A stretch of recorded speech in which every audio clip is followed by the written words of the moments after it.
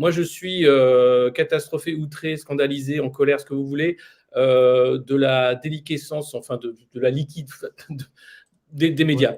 Les médias ne font pas leur boulot, c'est scandaleux. Ils n'informent pas et c'est pas ça une démocratie. Et franchement, hein, les mecs, il va falloir. Nous, on est trois, on a notre audience et on est loin d'avoir l'audience des mainstream. Mais les mainstream sont complices des violences d'État, sont complices de la répression d'Emmanuel Macron, qui est de toute façon inacceptable dans un pays comme la France, dans une démocratie. Alors je veux bien qu'on nous balance à la gueule, va voir en Russie, etc.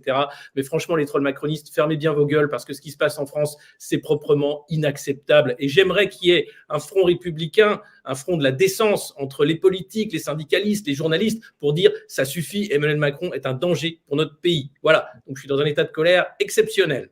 Oui, effectivement. Alors voilà, c'est tes propos et mon cher Alexis, c'est vrai qu'on se rend compte quand même la situation est grave et on va en parler bien entendu de ces médias qui parlent pas forcément ou qui axent aussi leur traitement éditorial sur des choses qui pourraient être beaucoup plus équilibrées parce qu'aujourd'hui, franchement, on le dit. D'ailleurs, il y a pas mal de copains journalistes, on en parlera après, qui ont été interpellés dans les manifestations. En fait, ça devient absolument scandaleux. Et t'as Olivier Véran qui te dit sur le service public il y a 2 soirs que finalement c'est pas grave parce qu'ils sont interpellés, qu'ils ont rien fait, ils ressortent. Non mais on est chez les dingues, on est vraiment chez les dingues d'entendre des choses comme ça. Entendu, si t'es interpellé dans la rue, tu fais ton boulot, c'est pas grave. Si t'as rien à te reprocher, eh ben tu seras relâché. Enfin, il faut voir un peu aussi comment se passent les gardes à vue, hein. Le déblocage de téléphone, les empreintes et tout. Enfin, il y a quand même un vrai problème dans ce pays. Si les gens ne le voient pas, je suis assez d'accord avec toi. Il va falloir quand même se soulever les esgourdes. Parce que moi, je veux bien en vouloir aux gens, etc. Mais les médias sont vraiment là-dessus des complices de Macron parce qu'ils ne montrent pas la réalité de la répression policière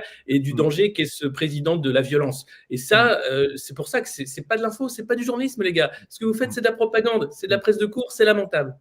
Mais alors, on va en parler parce qu'il y a un communiqué de presse. Je vais donner bien sûr la parole à Rémi pour qu'il nous donne son avis là-dessus. Et il y a un communiqué de presse dont on va parler qui est sorti du syndicat des journalistes de France 3, je crois, de France Télévisions, qui a fait l'effet d'une bombe. Je ne sais pas si les autres vont en parler, mais vraiment, certains journalistes reprochent aujourd'hui le traitement que tu dénonces, toi, au sein même de France Télévisions. C'est un communiqué de presse qui a été balancé dans la journée. Vous allez voir, on va vous le montrer, c'est édifiant. Cher Rémi, tu n'as pas encore parlé, ça fait 8 minutes qu'on a commencé.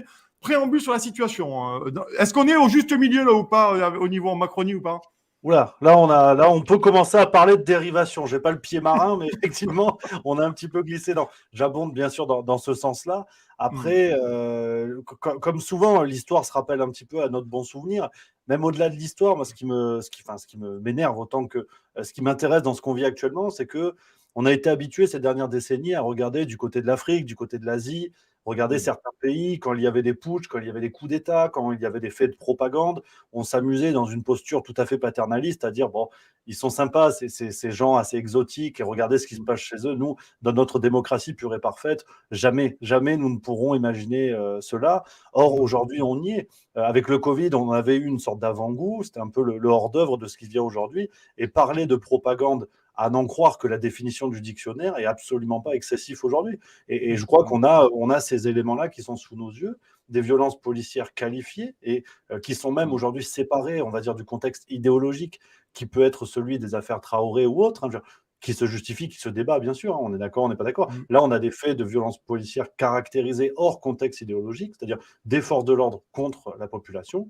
On a des faits de propagande, ce que dit Alexis, bien évidemment, ça se constate jour après jour, pour ne pas dire heure après heure. On commence à cocher pas mal de cases d'un loto qui nous avait été vendu comme pourtant le régime qui devait nous éloigner du fascisme. Oui, du chaos. Voilà, on a fait un barrage pour être débordé